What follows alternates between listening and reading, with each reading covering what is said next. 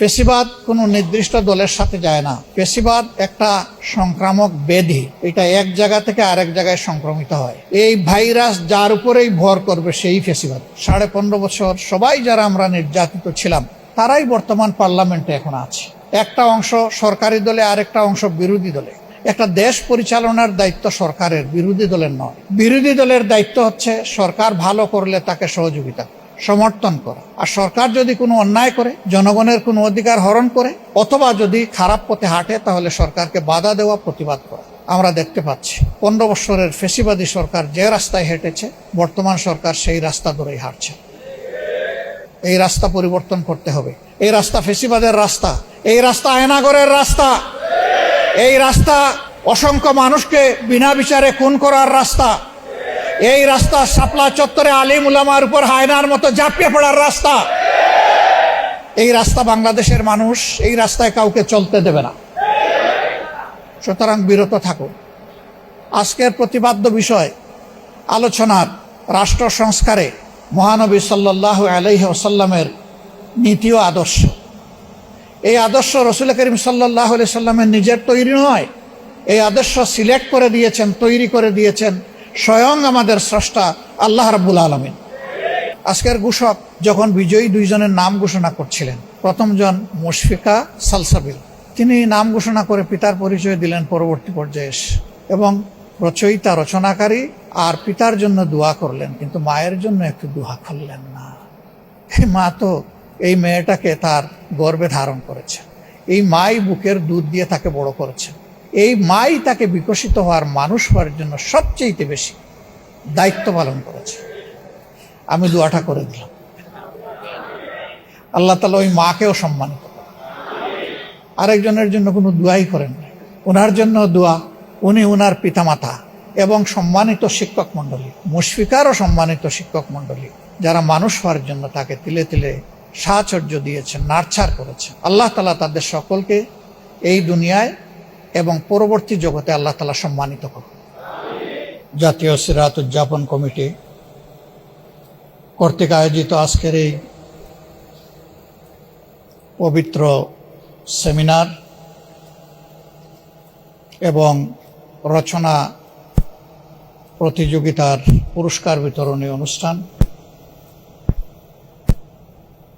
এর সম্মানিত সভাপতি, মঞ্চে বসা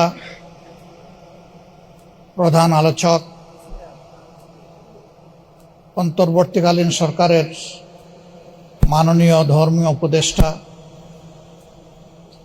বিশিষ্ট ইসলামী স্কলার, শিক্ষাবিদ, সমাজসেবক জনাব ডক্টর আফম খালিদ হুসাইন, প্রবন্ধ উপস্থাপক,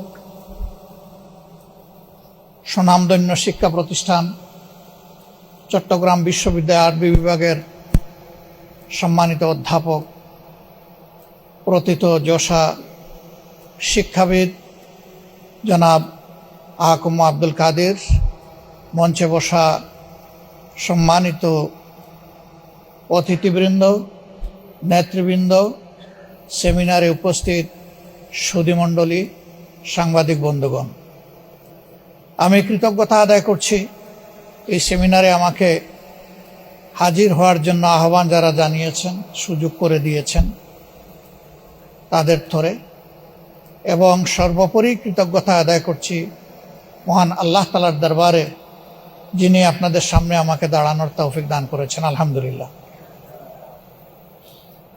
প্রিয় সম্মানিত সুধী মণ্ডলী, বাংলাদেশ পৃথিবীর 8ম জনবহুল দেশ। বাংলাদেশের সভ্যতা, সংস্কৃতি, দিন এবং ধর্মের বিবেচনায় এদেশের 90% মানুষ হচ্ছেন মুসলমান। বাকি 10% মধ্যে রয়েছেন হিন্দু, বৌদ্ধ এবং খ্রিস্টান জনগোষ্ঠী। এই নিয়ে আমাদের প্রিয় বাংলাদেশ, যেখানে 90% মানুষ মুসলমান, স্বাভাবিকভাবেই এখানে ইসলামী আখলাকের প্রতিফলন ঘটবে, সেটাই তো হওয়ার কথা ছিল। কিন্তু আমাদের প্রধান আলোচক আজকে বলে গেলেন আমরা দুনিয়া একটা অপমানিত, অবহেলিত, উপেক্ষিত জাতি, এবং তিনি যথার্থই বলেছেন। বর্তমান বিশ্বে একটা জাতির সম্মানের মানদণ্ড হচ্ছে তার ট্রাভেলিং ডকুমেন্ট বা পাসপোর্ট। যে দেশের পাসপোর্ট যত বেশি শক্তিশালী ধরে নেওয়া হয়, সেই দেশের মানুষ ততটাই সভ্য এবং মানবিক। দুনিয়া এখন সবচেয়ে শক্তিশালী দেশ এই বিবেচনায় হচ্ছে আমাদের অতি নিকটের একটি দেশ, ছোট্ট একটি দেশ যেটা সিটি স্টেট, নগর রাষ্ট্র। আমাদের 1-1.5টা উপজেলার মতো যার আয়তন সিঙ্গাপুর। আর আমাদের তালিকা না বললেই ভালো, খুবই হতাশাজনক। এর কোনো সম্মান, উনি তো গ্রিন পাসপোর্টের কথা বলেছেন, আমি লাল পাসপোর্টের ক্ষেত্রেও তার ব্যতিক্রম দেখতে পাচ্ছি। আমি নিজেই ভুক্তভোগী। কার জন্য? নিশ্চয়ই আমাদের চারিত্রিক বৈশিষ্ট্যের জন্য। 55 বছরে দেশটি স্বাধীন হওয়ার পরে আস্তে আস্তে তো আগাবে, কিন্তু আমরা গিয়ে দাঁড়ালাম কোথায়? এই কিছুদিন আগেও এদেশের যিনি দুর্দান্ত শাসক ছিলেন, তিনি নিজে পালিয়ে গেলেন।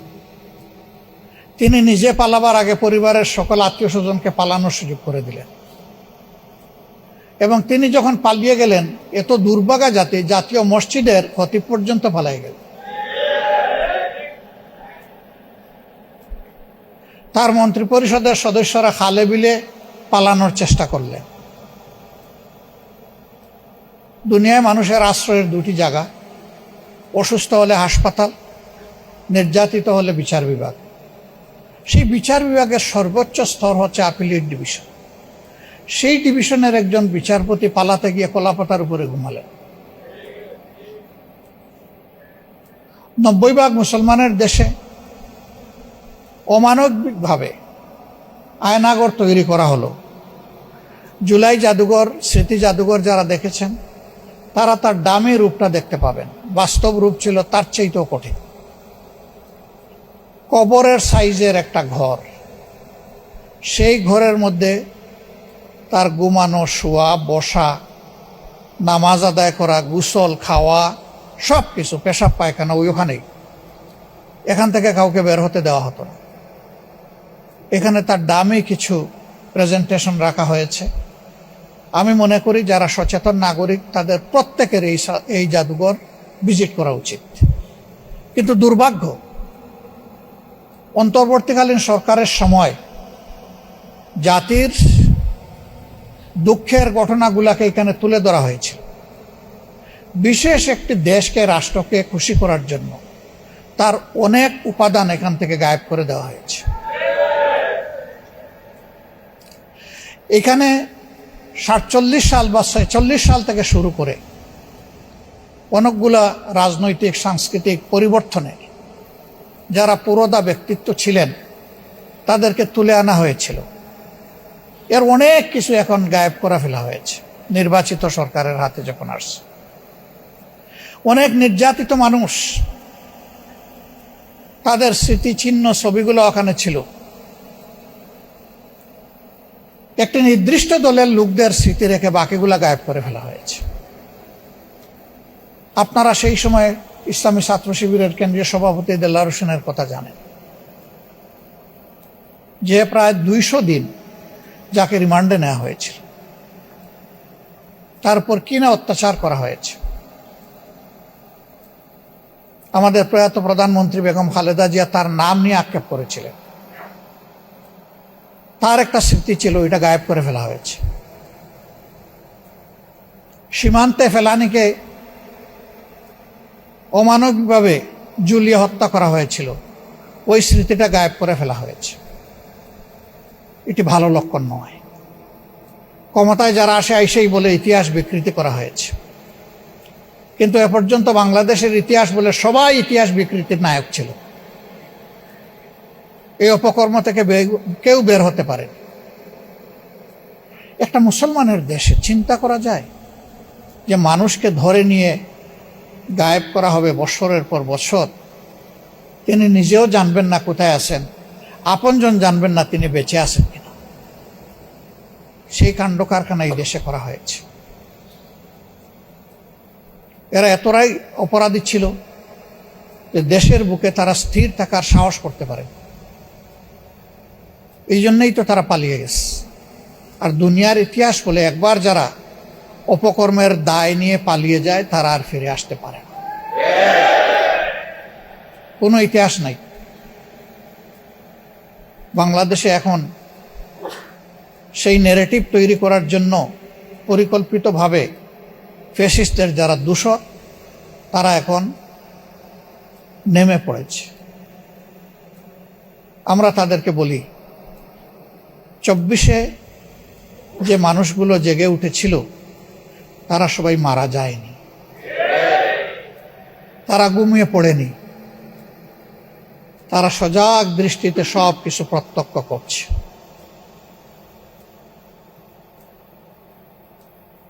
মূল যুদ্ধের আগে বাহিনী তৈরি হয়, তাদের কসরত করতে হয়, রিহার্সেল দিতে হয়। এরা যেন 24-কে ফাইনাল যুদ্ধ মনে না করে। এটা ছিল ফাইনাল যুদ্ধের রিহার্সাল। কারণ 24-এর পরে আমরা মনে করেছিলাম ফেসিবাদের যে পঙ্কিলতা, যে ময়লা, যে আবর্জনা যুগ যুগ ধরে তৈরি হয়েছিল তা এখন পরিষ্কার হয়ে যাবে। কিন্তু আমরা কি দেখতে পাচ্ছি? আসলেই কি কিছু পরিষ্কার হয়েছে?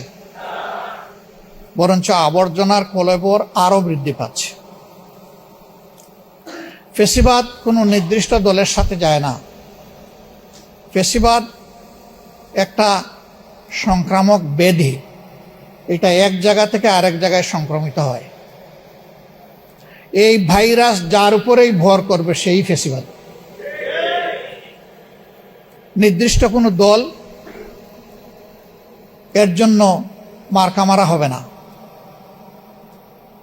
আমরা অবাক বিস্ময়ে দেখলাম 15.5 বছর সবাই যারা আমরা নির্যাতিত ছিলাম তারাই বর্তমান পার্লামেন্টে এখন আছে। একটা অংশ সরকারি দলে, আরেকটা অংশ বিরোধী দলে। একটা দেশ পরিচালনার দায়িত্ব সরকারের, বিরোধী দলের নয়। বিরোধী দলের দায়িত্ব হচ্ছে সরকার ভালো করলে তাকে সহযোগিতা করা, সমর্থন করা। আর সরকার যদি কোনো অন্যায় করে, জনগণের কোনো অধিকার হরণ করে, অথবা যদি খারাপ পথে হাঁটে তাহলে সরকারকে বাধা দেওয়া, প্রতিবাদ করা। আমরা দেখতে পাচ্ছি 15 বছরের ফেসিবাদী সরকার যে রাস্তায় হেঁটেছে, বর্তমান সরকার সেই রাস্তা ধরেই হাঁটছে। এই রাস্তা পরিবর্তন করতে হবে। এই রাস্তা ফেসিবাদের রাস্তা, এই রাস্তা আয়নাগরের রাস্তা, এই রাস্তা অসংখ্য মানুষকে বিনা বিচারে খুন করার রাস্তা, এই রাস্তা শাপলা চত্বরে আলিম উলামার উপর হায়নার মতো ঝাঁপিয়ে পড়ার রাস্তা। এই রাস্তা বাংলাদেশের মানুষ এই রাস্তায় কাউকে চলতে দেবে না। সুতরাং বিরত থাকুন।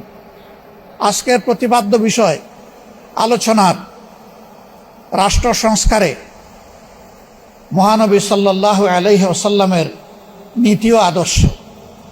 এই আদর্শ রাসূল করিম সাল্লাল্লাহু আলাইহি ওয়াসাল্লামের নিজের তৈরি নয়। এই আদর্শ সিলেক্ট করে দিয়েছেন, তৈরি করে দিয়েছেন স্বয়ং আমাদের স্রষ্টা আল্লাহ রাব্বুল আলামিন। আল্লাহ রাসূল নিজেই বলেছেন, আনা বাশারুম মিসলুকুম,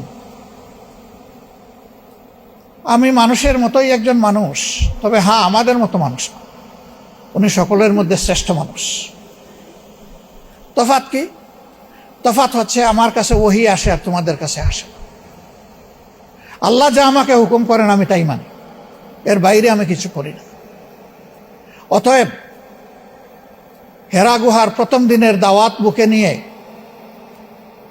ওহীর সেই অংশটা, সূরা আল আলাকের এই অংশটা বুকে ধারণ করে তিনি যে ওই হেরা গুহা থেকে জবলে নূরে নেমে এসেছিলেন, ইন্তেকালের আগে তার প্রিয় গুহায় আরেকটি বার তিনি ফিরে যেতে পারেন নাই। কেন পারেন নাই? তখন থেকে তার উপর একটার পর একটা আল্লাহ তাআলার পক্ষ থেকে দায়িত্ব আসতে থাকলো। তিনি কিভাবে এই সমাজকে বদলাবেন। কোন সমাজ? যেই সমাজটি মানুষকে মানুষের স্তরে রাখে নাই, পশুর চাইতে আরো নিকৃষ্ট স্তরে নিয়ে গিয়েছে। দুনিয়ার পবিত্রতম জায়গা খানায়ে কাবা, যেটাকে বায়তুল আতিক বলা হয়েছে, আল্লাহর জন্য নির্ধারিত সর্বপ্রাচীন ঘর, এই গড়টাকেও তারা অপমানিত করেছে। উলঙ্গ মানুষ, নারী পুরুষ ঘোরাফেরা করত, আর সেইটাকে আবার ইবাদতের নামে চালিয়েও দিত। মূর্তি দিয়ে ঠাসা ঠাসা করে রেখেছিল। তাওহীদের আওয়াজ সেখানে বুলন্দ করার পরিবেশ ছিল, শেষ করে দেওয়া হয়েছে। নারী জাতিকে মানুষ গণ্য করা হতো না। যারা কালো তাদের কোনো মর্যাদা ছিল না। যারা দাস তাদেরকে পশুর চাইতে আরো নিকৃষ্ট স্তরে বিবেচনা করা হতো। মদ, জুয়া সেই সমাজের রঙের ভূষণ ছিল। নিরাপত্তা বলে কোনো জিনিস ছিল না। মানুষের রক্ত সেখানে মানুষের জন্য হালাল ছিল। যার গায়ে বল আছে সে দুর্বলের উপর যে কোনো সময় ঝাঁপিয়ে পড়তে পারবে, কোনো বাধা নাই। সেই রকম একটি অসভ্য, উচ্ছৃঙ্খল সমাজকে আল্লাহ তাআলা তার প্রিয় নবীর সোহবতে এবং তার হেদায়েতের মাধ্যমে দুনিয়ার সবচাইতে সভ্য জাতিতে পরিণত করেছিলেন। হযরতে উমরের মতো মানুষ, তিনি বের হয়েছিলেন আল্লাহ রসুলকে হত্যা করার জন্য। সেই হত্যাকারীকে আল্লাহ তাআলা ওই সফরে হেদায়েত দিয়ে দুনিয়ার একজন শ্রেষ্ঠ মানুষে পরিণত করলেন। কোরআন শুধু মুসলমানের জন্য নয়, কোরআন শুধু মানব জাতির জন্যও নয়, কোরআন সমস্ত সৃষ্টির শৃঙ্খলা বিধানের জন্য। এই জন্য মানুষকে শুধু মানুষের উপর দায়িত্ব দিয়ে পয়দা করা হয়নি, মানুষকে পয়দা করা হয়েছে তামাম সৃষ্টির উপর শৃঙ্খলা বিধানের দায়িত্ব।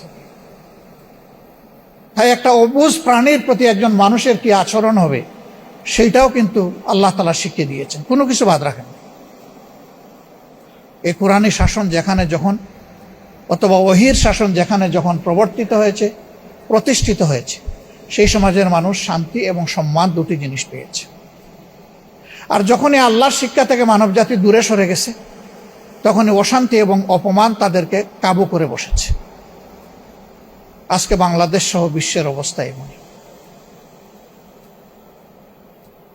সম্মানিত ভাই ও বন্ধুগণ, এখানে যে সংস্কারের উপস্থাপনা করা হয়েছে, এটি হচ্ছে পূর্ণাঙ্গ সংস্কার, এটা আংশিক নয়, যেটার মাধ্যমে মানব জাতির মানবজগতের আমূল পরিবর্তন ঘটবে। রাসূলুল্লাহ সাল্লাল্লাহু আলাইহি সাল্লামের আন্দোলনটা ছিল মূলত সাংস্কৃতিক আন্দোলন, অপসংস্কৃতিকে বদলে দেওয়ার আন্দোলন। যে মায়ের জাতিকে মানুষ গণ্য করা হতো না, সেই মায়ের জাতিকে বসানো হয়েছে মায়ের সম্মান, পিতার চাইতে 3 গুণ বেশি সম্মান দেওয়া হয়েছে। আজকের ঘোষক যখন বিজয়ী 2 জনের নাম ঘোষণা করছিলেন, প্রথম জন মুশফিকা সালসাবিল, তিনি নাম ঘোষণা করে পিতার পরিচয় দিলেন পরবর্তী পর্যায়ে এসে, এবং রচয়িতা, রচনাকারী আর পিতার জন্য দোয়া করলেন, কিন্তু মায়ের জন্য একটু দোয়া করলেন না। এই মা তো এই মেয়েটাকে তার গর্ভে ধারণ করেছে, এই মাই বুকের দুধ দিয়ে তাকে বড় করেছে, এই মাই তাকে বিকশিত হওয়ার, মানুষ হওয়ার জন্য সবচেয়ে বেশি দায়িত্ব পালন করেছে। আমি দোয়াটা করে দিলাম, আল্লাহ তাআলা ওই মাকেও সম্মানিত করেন। আরেকজনের জন্য কোনো দোয়াই করেন না, ওনার জন্য দোয়া, উনি ওনার পিতামাতা এবং সম্মানিত শিক্ষক মণ্ডলী, মুশফিকারও সম্মানিত শিক্ষক মণ্ডলী, যারা মানুষ হওয়ার জন্য তাকে তিলে তিলে সাহচর্য দিয়েছেন, নার্চার করেছেন। আল্লাহ তাআলা তাদের সকলকে এই দুনিয়ায় এবং পরবর্তী জগতে আল্লাহ তাআলা সম্মানিত করুন। বলছিলাম যে সেই সমাজ ছিল দুনিয়ার সবচেয়ে বর্বর সমাজ। সেই সমাজেই নবী পাক সাল্লাল্লাহু আলাইহি সাল্লাম এসেছিলেন। সমাজের মানুষ কি আচরণ করলো তার সাথে? এত বড় একটা নিয়ামত তারা পেল, জানলো, বুঝলো, তারপরে তার সাথে শত্রুতা করল, ভয়ঙ্কর শত্রুতা। তাকে জেলে পুরেছে, শেষ পর্যন্ত তাকে হত্যা করারও সিদ্ধান্ত নিয়েছে। দফায় দফায় তার উপর শারীরিক আক্রমণ হয়েছে। আল্লাহ তাআলার ইচ্ছায়, নির্দেশে, ব্যবস্থাপনায় শেষ পর্যন্ত তিনি আপন জন্মভূমি ত্যাগ করলেন চোখের পানি ফেলে ফেলে। হায় মক্কা, হায় কাবা, তোমার সন্তানেরা আমাকে থাকতে দিল না বলেই তিনি মদিনায় প্রবেশ করেছিলেন। এই মজলুম মানুষটি আল্লাহ তাআলার সাহায্যে বিইজনিল্লাহ যখন মক্কায় ফিরে আসলেন, আল্লাহ তাআলা তাকে বিজয়ীর বেশে ফিরে আনলেন। তিনি বিজয়ী সমরনায়ক হিসাবে ফিরে আসেন, যিনি আল্লাহর ইচ্ছায় তার শত্রুদের চোখে ধুলা দিয়ে, ফাঁকি দিয়ে মক্কা থেকে মদিনায় হিজরত করেছিলেন। এমনকি রাস্তায় বিশ্রাম নিতে গিয়ে গুহায় আশ্রয় নিতে হয়েছিল। আর সেই গুহার একেবারে তলা পর্যন্ত না হলেও মুখ পর্যন্ত পৌঁছে গেছিল তার খুনিরা, হত্যাকারীরা। তার সঙ্গী, সেই কঠিন সময়ের সঙ্গী, প্রিয় বন্ধু এবং পরবর্তী পর্যায়ে শ্বশুর হযরত আবু বকর সিদ্দিক রাদিয়াল্লাহু তাআলা আনহু কেঁপে উঠলেন, চোখ ছলছল করে উঠল। জিজ্ঞেস করলেন, কি হয়েছেন? তিনি বললেন, ভয় পাচ্ছি। কেন ভয় পাচ্ছ? শত্রুদের পা দেখা যাচ্ছে। হে আল্লাহ রাসূল, আমি আমার জীবনের জন্য নয়, আল্লাহর নবীর জীবনের জন্য ভয় পাচ্ছি। রাসূল করিম সাল্লাল্লাহু আলাইহি সাল্লাম শান্ত, সৌম্য, দৃঢ় মানসিকতা নিয়ে মিষ্টি হেসে বললেন, আবু বকর, সেই দুই ব্যক্তি সম্পর্কে তোমার কি ধারণা যে দুইজনের সাথে স্বয়ং আল্লাহ আছেন?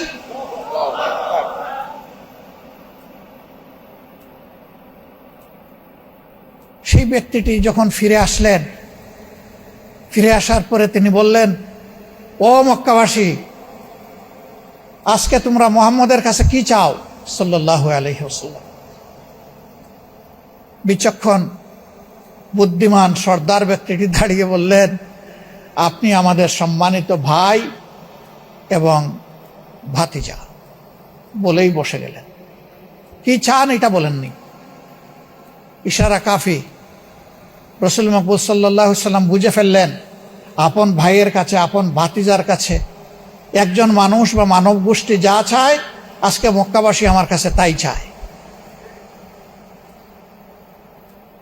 তার অন্তরে ভাবনার জোয়ার সৃষ্টি হলো, আমি আজ কি করব? এখানে তো আমি স্পষ্টভাবে দেখতে পাচ্ছি হযরতে সুমাইয়ার হত্যাকারীদেরকে। আমি তো দেখতে পাচ্ছি হযরতে খাব্বাবের উপরে যারা অত্যাচার করেছিল তাদের মুখ। আমি তো দেখতে পাচ্ছি আমার কলিজার টুকরা বেলালকে যারা টেনে হিঁচড়ে মক্কার অলিতে গলিতে তার রক্ত জড়িয়েছে, মাংস জড়িয়েছে, চর্বি গলিয়েছে, আমি তাদের মুখ দেখতে পাচ্ছি। অবস্থা আজকে আমি কি করব? হে আল্লাহ, তুমি সাহায্য করো। আলহামদুলিল্লাহ, কিছুক্ষণের মধ্যেই তার মুখ উজ্জ্বল হলো। তিনি বললেন, হে আমার প্রিয় সাহাবীরা, সঙ্গীরা, তোমরা মদিনার অলিতে গলিতে ছড়িয়ে পড়ো, জানিয়ে দাও মহান আল্লাহ এবং তার রসুলের পক্ষ থেকে মক্কাবাসীকে আজকে সাধারণ ক্ষমা ঘোষণা করা হয়েছে। ইল্লা আশারা, 10 জন ছাড়া, তারা ছিল মানুষের, নিরীহ মানুষের খুনি বা হত্যাকারী। আরেকজনের খুন আমি মাফ করে দেওয়ার অধিকার রাখি না। এ হক একমাত্র যে নিহত হয়েছে তার আপনজনের। আল্লাহ রসুল বললেন, এই 10 জনের যারে যেখানে পাওয়া যাবে তাকে সেখানেই হত্যা করা হবে। এমনকি সে যদি কাবাগরের ভিতরে আশ্রয় নেয়, ওখান থেকে বের করে এনে তার আঙ্গিনায় হত্যা করা হবে। যদি কাবার গিলাপের পিছনে লুকিয়ে থাকে, ওখান থেকে বের করে এনে তাকে হত্যা করা হবে। কারণ হত্যার শাস্তি হচ্ছে একমাত্র হত্যা। না, 10 জনকে হত্যা করা হয়নি। অনেকে ভয়ে পালিয়ে গিয়েছিল।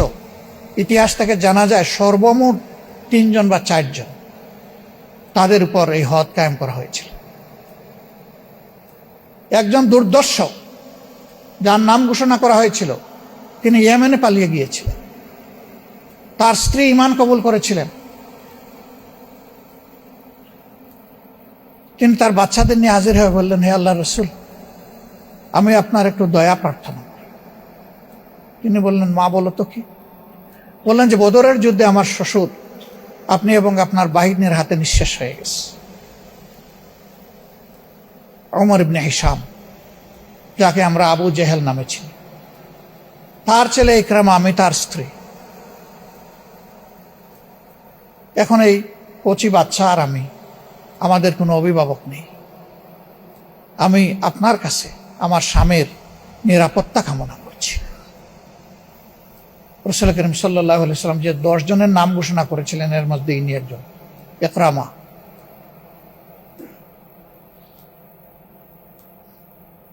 আল্লাহ রাসূল কিছু সময় নিয়ে বললেন, একজন মা হিসাবে তোমাকে সম্মান করলাম এবং তোমার অনুরোধ মঞ্জুর করলাম।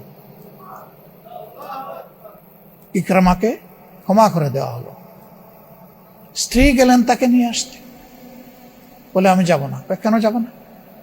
মুহাম্মদ সাল্লাল্লাহু আলাইহি ওয়াসাল্লাম তো নিরাপত্তা দিয়েছে। তুমি পাগল? আমাকে পাইলে মুহাম্মদ রাখবে? টুকরা টুকরা করেছে। স্ত্রী তখন শক্ত হয়ে বলল, অসম্ভব, তোমরা মুহাম্মদের নামে অনেক কিছু বলেছো সাল্লাল্লাহু আলাইহি ওয়াসাল্লাম, কিন্তু তোমরা বলতে পারোনি জীবনে কখনো তিনি মিথ্যা কথা বলেছেন। তোমরা বলতে পারোনি কারোর সাথে ওয়াদা দিয়ে তার বরখেলাফ করেছেন। আমার নিজের কানে আমি তার সেই ওয়াদার কথা শুনেছি। তোমাকে আমার সাথে যেতেই হবে, আর যদি তুমি না যাও তাইলে তোমার আমার সম্পর্ক এখানে এসপারস্পার। স্ত্রীর দৃঢ়তায় স্বামী ফিরে আসলেন। এসে তিনি ঈমানও কবুল করলেন, বায়াতও নিলেন। তার যোগ্যতাকে রাসূল করিম সাল্লাল্লাহু আলাইহি ওয়াসাল্লাম মূল্যায়ন করলেন। কাতেবে ওহী হিসাবে তিনি নিযুক্ত হলেন। হাদিসের নির্ভরযোগ্য সাহাবী হওয়ার সৌভাগ্য অর্জন করলেন। যুদ্ধের ময়দানে অস্ত্র হাতে নিয়ে অংশগ্রহণ করলেন। যুদ্ধের ময়দানে সেনাপতি হিসাবে যুদ্ধের ঝান্ডা ধারণ করলেন, আর সেই অবস্থায় তিনি শাহাদাত বরণ করলেন। ইসলাম মহত্বের ধর্ম, সমন্বয়ের ধর্ম, ইসলাম ঐক্যের ধর্ম। যারা ইসলামের বিরুদ্ধে প্রপাগান্ডা করে তারা মিথ্যা বলে। ইসলাম ছাড়া দুনিয়ায়, আধুনিক দুনিয়ায় কোনো আদর্শ মানুষকে শান্তি দিয়েছে এর কোনো প্রমাণ কেউ দিতে পারবে না। বরঞ্চ সর্বত্র দুর্বলের উপর সবলের অত্যাচার দিন দিন বেড়েই চলছে। এটাই দুনিয়ার বাস্তবতা। এই বিশ্বকে যদি শান্তির দিকে ফিরে আনতে হয় তাহলে ওই সংস্কারটা লাগবে, যেই সংস্কার আল্লাহ তাআলা তার প্রিয় নবী মুহাম্মদুর রাসূলুল্লাহ সাল্লাল্লাহু আলাইহি সাল্লামের মাধ্যমে মানব সভ্যতায় করেছিলেন। আমরা ওই সংস্কারের জন্য তৈরি হচ্ছি। আমাদের ঈমান দুর্বল হতে পারে, আমাদের প্রস্তুতির ঘাটতি থাকতে পারে, আমরা স্বয়ং দুর্বল হতে পারি, কিন্তু যার হাতে সমস্ত কুদরত কুওয়াত তিনি দুর্বল নন। ইন্নাহু আলা কুল্লি শাইইন কাদির। আমরা সেই মহান কুদরতের উপর ভরসা রাখি, আমরা মুতাওয়াক্কিল। যেমন আফম খালেদ হুসাইন সাহেব বলে গেলেন যে তিনি আস্থাশীল, এই সমাজ বদলাবে। আমিও তার সাথে একাত্মতা ঘোষণা করে বলছি, আমরা গভীরভাবে আস্থাশীল, এ সমাজ বদলাবে ইনশাআল্লাহ। এখন আমাকে নিয়ে না আমাকে বাদ দিয়ে, সেটা হচ্ছে প্রশ্ন।